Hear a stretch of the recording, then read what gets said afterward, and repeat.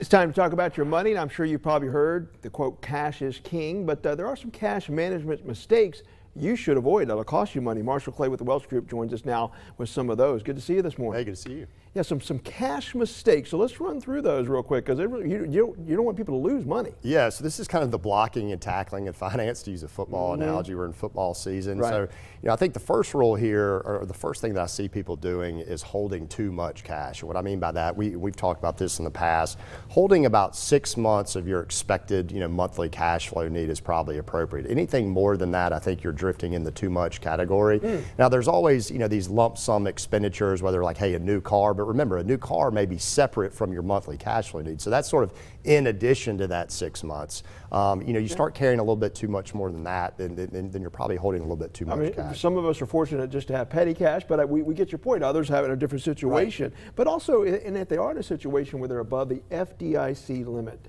Yeah. If you're fortunate enough to be holding more than $250,000 cash, I mean, good for you. But yeah, you are vulnerable. Now, the probability that banks are going to fail is pretty low. Okay. But you still want to be aware of that. We had an instance a couple years ago that SVB out in California that failed. So you need to be aware of that. So it's $250,000 for individuals, $500,000 if you're dealing with like a joint account with your spouse or something. And as you all know, the Fed said they're probably getting ready to cut rates. That's the indication. But talk about people not taking advantage of some of the interest rates we have right now. Right. I think keeping too much in those checking accounts, the banks really aren't paying you all that much if you're keeping your money in checking. So taking advantage of those money market accounts, maybe those money market mutual funds or even CDs can still pay right now in the high 4s, low 5%. You mentioned that the Federal Reserve is going to be cutting rates likely tomorrow, whether it be 0.25% or 0.5%. So you'll see those come down, but taking advantage of those to get a little bit extra yield, I think, is really important. And maybe this is more of an older generation, but I know my folks did this. They invested a lot in CDs, but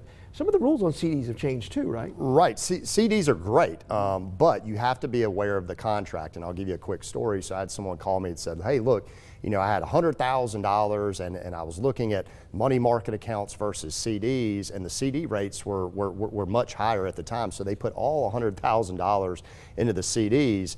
And I immediately cringed when I heard that they did that. And then, of course, about 6 months into the 12-month CD contract period, they needed that money back, and the bank clawed back 6 months of interest. So it was about a $2,500 mistake. So when you're looking at getting extra yield, you also have to factor in your liquidity need. Okay. How likely are you to need some of this money within that contract? So if you think you may need that money, the money market accounts or the money market mutual funds, which give you close to the same amount of interest but offer that extra liquidity, may be the right option. So better options, and so that means you can get your money out when you want to and not have to pay those penalties, as you mentioned. Absolutely. So understanding those contracts are so huge, though, no matter what you're in. Yeah, and I think they've tweaked those. It used to be, many years ago that the penalties weren't as severe. Now, on say a 12-month contract, if you renege on that, it's usually about a 6-month penalty. So understanding that and understanding, what you'll actually get at the end of the day is key. All right, we got to wrap it there, but some good tips there from Marshall Clay, a financial expert with the Welch Group. Thank you so much, sir. Thanks, Mike. All right.